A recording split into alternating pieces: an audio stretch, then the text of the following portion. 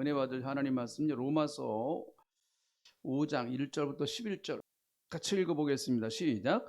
그러므로 우리가 믿음으로 의롭다 하심을 받았으니 우리 주 예수 그리스도로 말미암아 하나님과 화평을 누리자. 또한 그로 말미암아 우리가 믿음으로 서 있는 이 은혜에 들어감을 얻었으며 하나님의 영광을 바라보고 즐거워하느니라. 다만 이뿐 아니라 우리가 환난 중에도 즐거워하나니 이는 환난은 인내를, 인내는 연단을, 연단은 소망을 이루는 줄 알미로다. 소망이 우리를 부끄럽게 하지 아니함은 우리에게 주신 성령으로 말미암아 하나님의 사랑이 우리 마음에 부은 바 됨이니 우리가 아직 연약할 때에 기약대로 그리스도께서 경건하지 않은 자를 위하여 죽으셨도다. 의인을 위하여 죽는 자가 쉽지 않고 선인을 위하여 용감히 죽는 자가 혹 있거니와 우리가 아직 죄인 되었을 때 그리스도께서 우리를 위하여 죽으심으로 하나님께서 우리에 대한 자기의 사랑을 확증하셨느니라. 그러면 이제 우리가 그의 피로 말미암아 의롭다 하심을 받았으니 더욱 그로 말미암아 진노하심에서 구원을 받을 것이니 곧 우리가 원수 되었을 때 그의 아들의 죽으심으로 말미암아 하나님과 화목하게 되었은즉 화목하게 된 자로서는 더욱 그의 살아나심으로 말미암아 구원을 받을 것이니라. 그뿐 아니라 이제 우리로 화목하게 하신 우리 주 예수 그리스도로 말미암아 하나님 안에서 또한 즐거워하느니라. 아멘. 성탄절이 도대체 우리에게 무슨 의미가 있는가 하는 것들을 말씀을 통해서도 이렇게 깊게 할 때 거기서 우러나오는 진리 안에서 우러나오는 그 기쁨이 우리에게 주시는 참된 기쁨이라고 분명히 믿습니다. 예수 그리스도께서 이 땅에 오시기 전에 사실은 우리의 상태는 어땠었는가? 예수님이 이 땅에 오시기 전에 우리의 모습은 어땠었고 우리의 상태는 어땠었는가? 특별히 하나님과 우리와의 관계는 어떻게 되었었는가? 우리가 지난 주일날 조금 보았습니다만 다시 한번 보겠습니다. 5장 10절. 자, 하나님과 우리와의 관계를 이렇게 말하고 있습니다. 5장 10절. 곧 우리가 원수 되었을 때에, 거기까지만 한번 해보시죠. 시작. 곧 우리가 원수 되었을 때. 네. 예수님이 이 땅에 오시기 전에 엄밀히 말하면 사실은 하나님과 우리는 원수 되었던 관계였었다.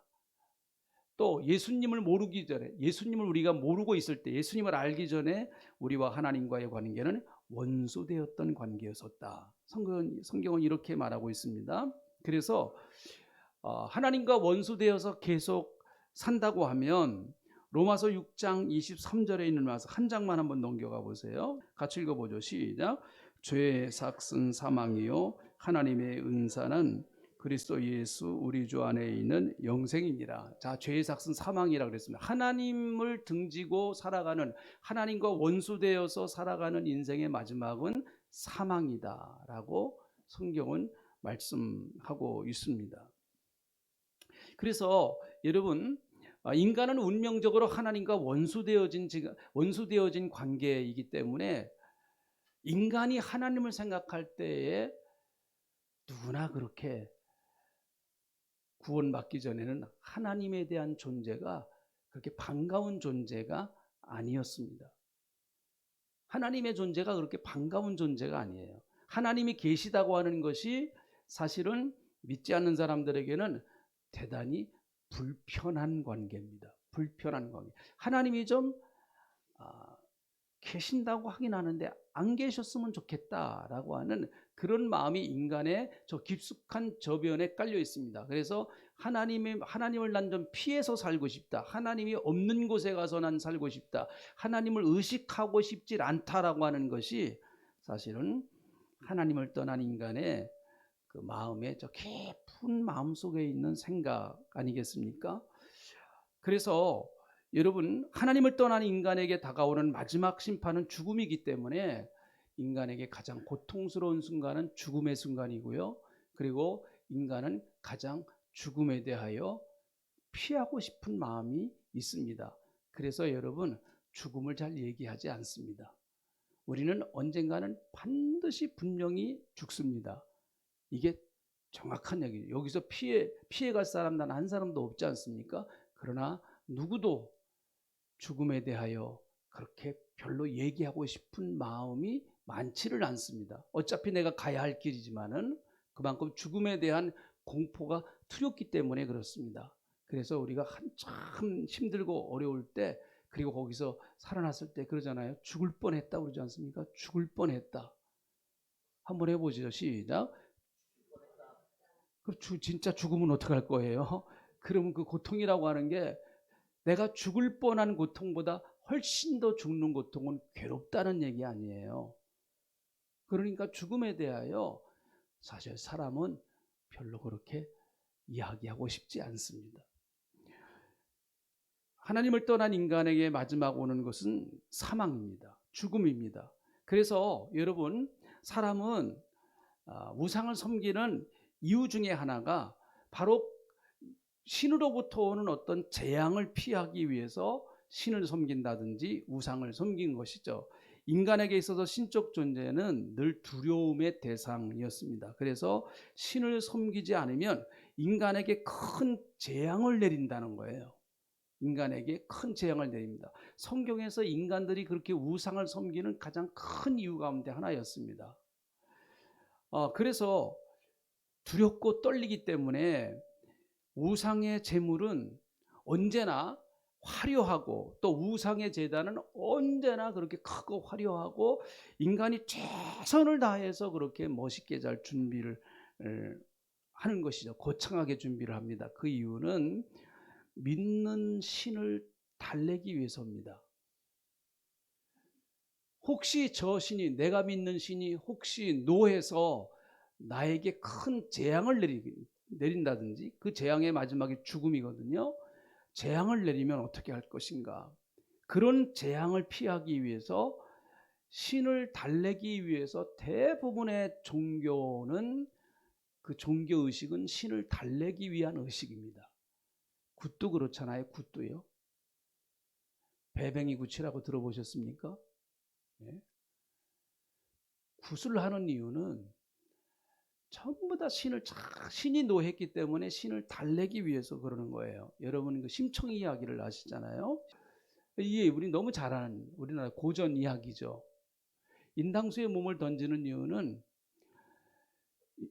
심청이는 아버지를 살리려고 하지만 여러분, 그 중국과 무역을 하는 그 사람들은 바로 용왕님을 달래기 위해서입니다. 노하신 용왕님을 달래기 위해서 인신제사를, 사람을 물고 갖다가 물속에다가 빠뜨려서 죽여서 제사를 지내는 거예요. 이것이 인간의 전통적인 신을 섬기는 큰 이유 중에 하나입니다. 그래서 늘 인간은 신 앞에 늘 조심, 몸 조심, 마음 조심 그렇게 합니다. 왜 그런가 하면, 그렇지 않으면 큰 벌을 받을까 봐 두렵기 때문에 그래요. 그래서 인간이 대단한 것 같은데요. 대단한 것 같은데, 이것에 또 민감한 사람들은 이사 가는 날도 자기 마음대로 못 정하는 거 우리가 알잖아요. 지금도. 21세기 지금 어느 시대입니까? 네? 달나라를 가고 화성을 가고 하는 이런 시대에도 사람이 신이 겁이 나서, 왜 겁이 나요? 재앙이 올까봐. 재앙이 올까봐 여러분 지금도 날짜를 봐요. 결혼하는 날짜도 보고요. 다 봅니다. 두렵기 때문에 그렇습니다. 말로는 좋은 게 좋은 거지 하면서 보지만은 인간의 마음속에는 신에 대한 두려움을 가지고 있기 때문에 그런 거예요. 자, 그런데 기독교는요, 전혀 다른 모습을 보여줍니다. 하나님이 죄 지은 인간과 화목하기 위해서 인간을 찾아오신다는 거예요. 여러분, 하나님이 인간을 찾아오신 분이 예수님이시잖아요. 자, 아멘 합시다. 아멘. 하나님이 인간을 찾아오신 분이 예수님이십니다. 그런데 여러분, 하나님이 인간을 왜 찾아오셨느냐? 인간을 벌을 주고 인간을 심판하시기 위해서 찾아오신 것이 아니고 죄 지은 인간과 화목하기 위해서 찾아오셨다는 거예요. 그것이 오늘 10절과 11절에 있는 말씀이잖아요. 자, 10절, 11절 다시 한번 보겠습니다. 10절, 5장 10절, 11절 다시 한번 잘 보세요. 같이 읽어보겠습니다. 시작. 곧 우리가 원수 되었을 때 그의 아들들의 죽으심으로 말미암아 하나님과 화목하게 되었은즉 화목하게 된 자로서는 더욱 그의 살아나심으로 말미암아 구원을 받을 것이니라. 그뿐 아니라 이제 우리로 화목하게 하신 우리 주 예수 그리스도로 말미암아 하나님 안에서 또한 즐거워하느니라. 10절 11절에 보면 화목한다라고 하는 말이 2번 나오잖아요. 하나님이 우리와 화목하고 싶으시다는 거예요. 그러면 여러분, 하나님이 우리에게 뭔가 책 잡힌 것이 있으셔서 우리와 화목하기를 원하십니까? 그게 아니잖아요. 아까 제가 말씀드렸습니다. 모든 신은 다 경배를 받기 원합니다. 모든 신은 다 자기에게 굴복하기를 원합니다. 그래서 더 많은 재물을 원하고요. 더 웅장한 자기들이 드리는 제사 장소, 그런 걸 원합니다. 피라미드 같은 거 전부 다, 스핑크스 같은 거 전부 다 여러분 우상을 섬기는 제단 역할을 하는 것이거든요. 그것이 얼마나 어마어마합니까? 그래서 신의 위엄을 보여줍니다. 내가 이렇게 위대하다. 쉽게 말하면 함부로 나한테 까불지 말라는 거예요. 함부로 나한테 까불지 마라. 나한테 도전하면 너는 죽는다. 그거예요. 모든 신은 다 그렇습니다. 특별히 여러분 강력한 우상일수록 더 그래요. 강력한 우상일수록. 자, 그런데 기독교는 전혀 달라요. 기독교는요 전혀 반대가 돼버리고 맙니다. 반대가. 하나님이 어떤 분이세요? 하나님은 온 우주 만물을 창조하신 창조주 하나님이시잖아요. 하나님은 창조주, 모든 만물을 창조하시고 홀로 영광과 찬양을 받으시고 그리고 홀로 존귀함을 받으시기에 합당하신 분이십니다. 하나님은 여러분 우리가 없어도 아무 상관이 없으신 분이세요. 하나님은 우리가 없어도 부족하신 분입니까? 아니에요. 하나님은 하나님으로서 완전하신 분이십니다. 온전하신 분이시고요. 그런데 그 하나님께서 여러분과 저와 화목하기 위해서 찾아오셨다라고 하는 거예요. 이게 기독교의 복음이에요. 하나님이 찾아오셨다는 거예요. 나와 화목하기 위해서. 그것이 10절, 11절에 있는 말씀입니다. 스스로 그리스도가 되어서 이 땅에 화목 제물로 오셨어요. 그것도 여러분 예수 그리스도께서 우리와 화목하기 위해서, 하나님은 우리와 화목하기 위해서 예수님을 보내서 그 예수 그리스도를 십자가에서 죽이심으로 말미암아 우리와 화목하게 하셨다라고 하는 거예요. 그러니까 당신이 죽으심으로 말미암아 우리와 관계를 회복하기를 원하시는 거예요. 우리와 관계를 회복하기를 원하시는 겁니다. 아까 말씀드린 것처럼 하나님과 우리와는 대단히 불편한 관계예요. 하나님 편에서는 전혀 불편하지 않으세요. 근데 우리는 불편해요. 왜요? 하나님과 화목하지 않으면 마지막은 지옥 가기 때문에 그렇습니다. 지옥 가기 때문에. 그런데 하나님은 우리와 관계를 회복하시기 위해서 당신이 친히 찾아오신 거예요. 그날이 성탄절이에요. 우리와 관계를 회복하시기 위해서 찾아오신 날이 성탄절입니다. 그래서 우리와 회복하기를 원하시는 거예요. 야, 나 너하고 잘 지내고 싶다. 너하고 관계를 깨어진 관계, 너하고 나는 관계가 깨져버리고 다 산산조각 났는데 내가 다시 너와 관계를 회복하고 싶다 해서 찾아온 날이 성탄절입니다. 하나님과 우리와의 화평의 관계를 깨트린 이유는 죄 때문에 그렇습니다. 죄는 모든 것을 갈라놓고 끊어버리는 것 아니겠습니까? 죄는 인간과 하나님의 사이를 다 갈라놓고 끊어놓고 다 단절시켜 버렸습니다. 그래서 인간과 하나님과는 원래는 인간과 하나님 간의 생명줄이 연결이 돼 있었는데 그 생명줄이 죄로 말미암아 다 끊어지고 말았어요. 그래서 인간 스스로는 하나님과의 교제가 불가능해졌습니다. 불가능해졌어요. 그래서 인간은 하나님과 불편한 관계를 가지고 살다가 그냥 하나님 모르고 마귀를 따라가다가 마귀가 가는 지옥에 같이 갈 수밖에 없는 그런 존재가 돼버리고 말았단 말이죠. 죄가 있는 이상 하나님과의 교제는 불가능합니다. 이사야서 59장 1절부터 2절에 있는 말씀을 한번 보실까요? 자, 같이 이제 한번 읽어봅니다. 이사야서 59장 1절부터 2절이에요. 읽어봅니다. 시작. 여호와의 손이 짧아 구원하지 못하심도 아니요 귀가 둔하여 듣지 못하심도 아니라 오직 너의 죄악이 너희와 너희 하나님 사이를 갈라놓았고 너희 죄가 그의 얼굴을 가리어 너희에게서 듣지 아니하게 하심이라. 이는 너희의 손이 피해 너희의 손가락이 죄악에 더럽혀졌으며 너희의 입술은 거짓을 말하며 너희의 혀는 악독을 내미니라.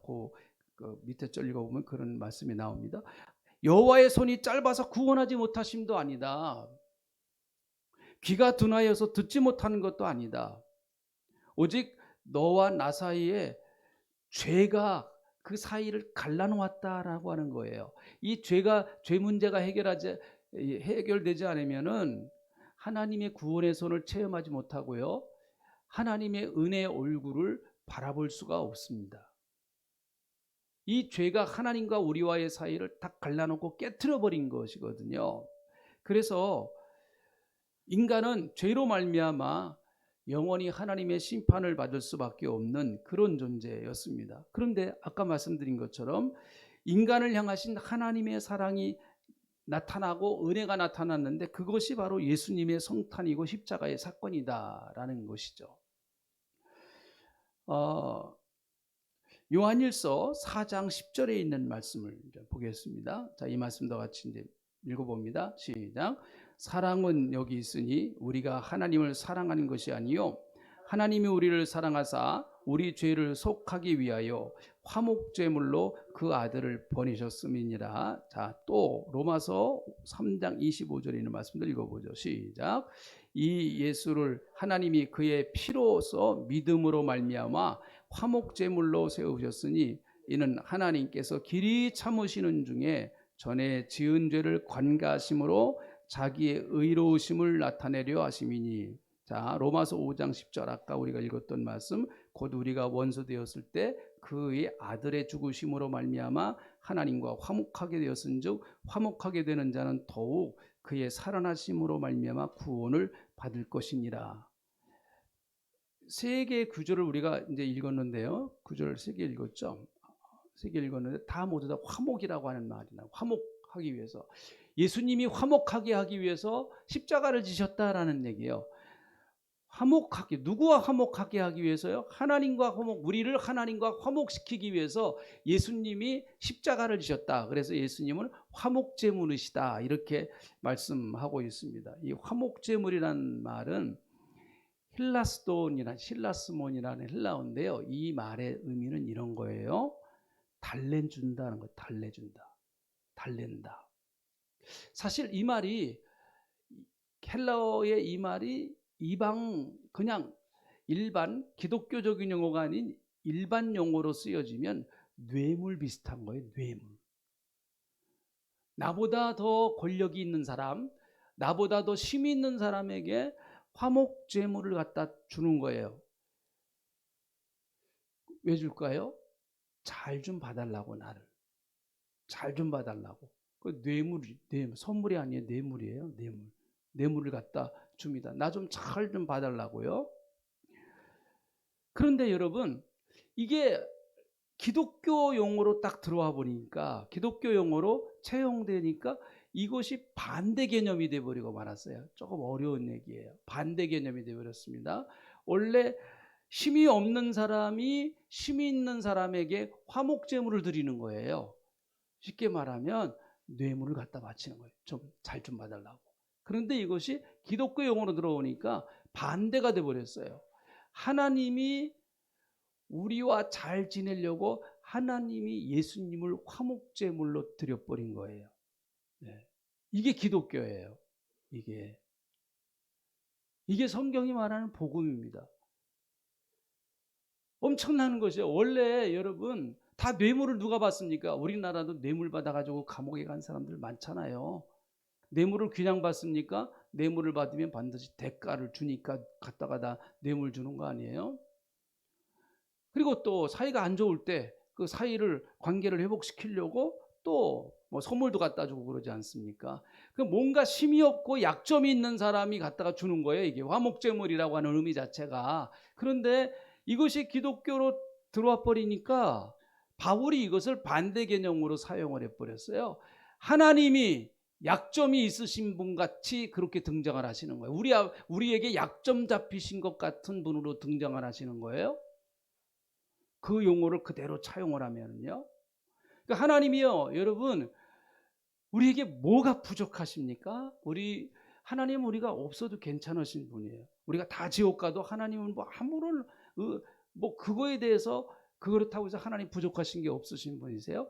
그런데 하나님이 우리를 구원하시기 위해서 마치 뭔가 우리에게 빚을 지신 분이 우리에게 빚을 갚으려고 화목제물을 갖다가 드리는 것 같은 그런 모양인 것처럼 예수님이 십자가에서 달리셔서 화목제물이 되셨다라고 하는 얘기예요. 그래서 히브리서를 보면 구원받은 하나님의 백성들은 어떻게 되는가 하면 이렇게 된다는 거예요. 하나님의 은혜의 보좌 앞에 담대히 나갈지니라, 이렇게 말씀하세요. 하나님의 은혜의 보좌 앞에 담대히 나간다. 그러므로 여러분, 우리는 이제 화목제물 되시는 예수 그리스도를 통하여 화목제물 되시는 예수님 때문에 하나님 앞에 어떻게 나가느냐? 담대하게 나갈 수 있다. 별로 안 좋아하세요? 하나님 앞에. 그러니까 여러분, 우리가 하나님 앞에 범죄하고 하나님 말씀대로 살지 못하고 그래서 죄송해서 하나님 앞에 회개하는 거 맞아요. 회개해야 됩니다. 근데 거기서 끝나야 돼요. 여러분, 그 회개가 자기를 자책하는 수단으로 써먹으면 안 됩니다. 나를 자책하는 거예요. 내가 이 못된 놈, 네가 그래도 뭐 예수 믿는다고 그러냐. 하나님이 그거 원하시지 않는다는 거예요. 그거예요. 분명히 하나님은 회개를 원하십니다. 우리가 잘못한 것을 하나님 앞에 고백하고 하나님 다시 바로 살겠습니다라고 하는 그런 결단과 고백을 원하세요. 또 그런 삶을 원하세요. 그렇지만 그 회개가 여러분 자기 자신을 자책하고 자기 자신을 책망하는 데 사용되라고 주신 건 아니란 말이죠. 자녀를 키워보시면 그러잖아요. 때로는 자녀들이 잘못할 때가 있어요. 그러면 엄마 아빠 눈물을 흘리면서 또 잘못했어요. 그렇게 얘기를 하죠. 그런데 그 다음 날부터 밥을 먹을 때 엄마 아빠 얼굴도 제대로 못 쳐다본단 말이죠. 그런 자식 원하세요? 원하지 않으세요? 원하지 않습니다. 부모는요. 좀 잘못했어도 아빠 엄마 잘못했어요 하고 딱 정리하고 하나님 앞 자기 부모 앞에서 당당하게 밥 먹고 식사하고 열심히 가서 공부도 하고 그러는 거를 부모님이 원하시죠. 하나님도 마찬가지예요. 하나님이 우리와 화목하시는 이유는 내가 뭔가 좀 하나님 앞에 잘 보이는 건덕지가 있어서 하나님이 나와 화목하신 게 아니에요.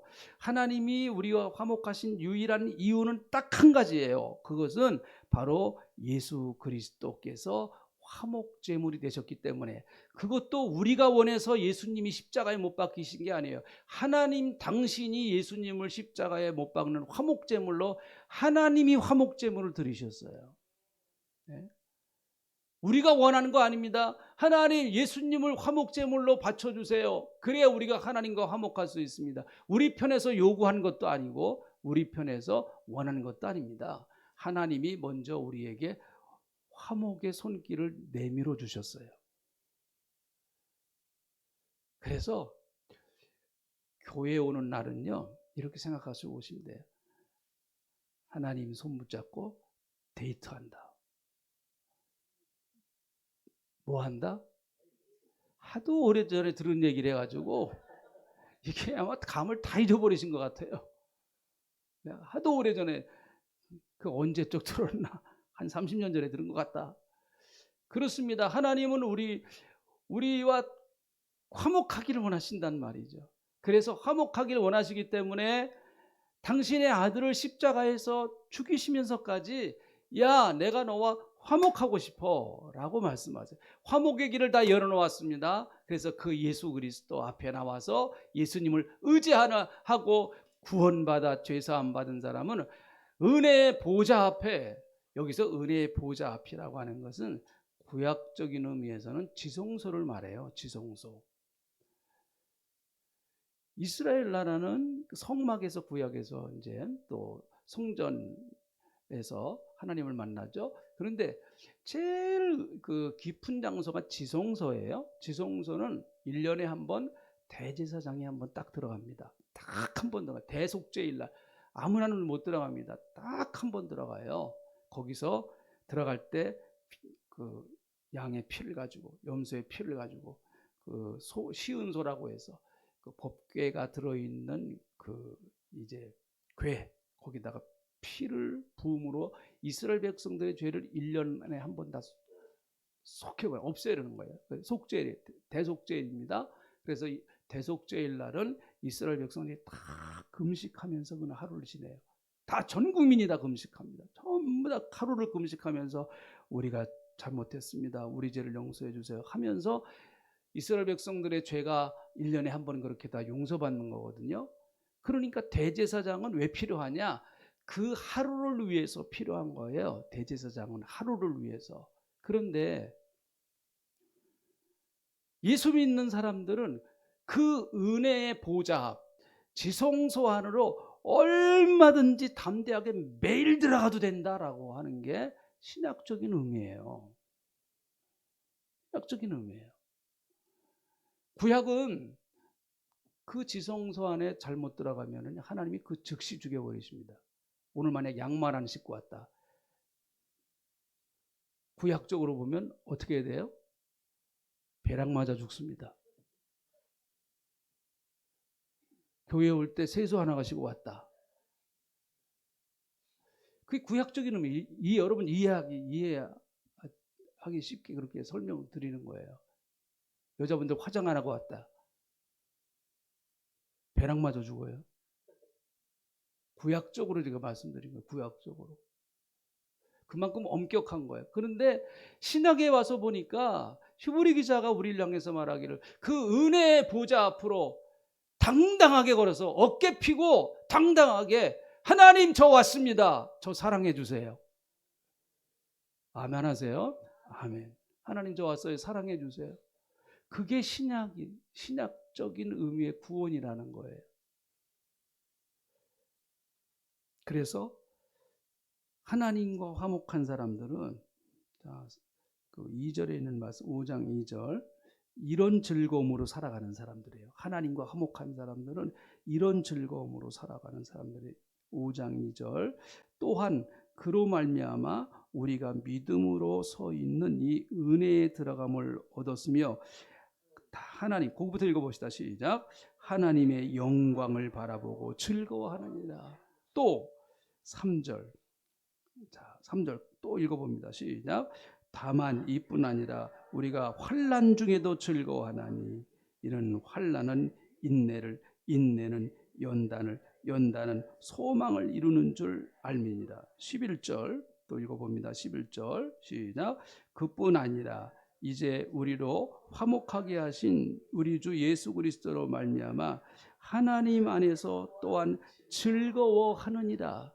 여러분요, 즐거움의 의미가 달라져요. 즐거움의 의미가 달라졌다는 얘기는 무슨 의미인가 하면 내가 인생을 살아가는 가치와 의미가 달라졌다는 거예요. 예수 믿고 나서요. 예수 믿는 사람들이 목마를 때 물 한 잔 먹는 거 가지고 이거 가지고 즐거워해요. 즐거워해야죠. 그런데 요것만 가지고 즐거워하면 저 사람은 정말 구원받은 사람인가? 진지하게 생각해 봐야 돼요. 정말 하나님과 화목한 사람은 하나님의 영광을 바라보면서 즐거워할 수밖에 없어요. 하나님의 영광을 바라보면서 즐거워한다는 얘기는 무슨 얘기인가 하면 그냥 하나님 한 분으로 족하면서 나는 살 수 있다. 그런 가치관을 가지고 사는 거예요.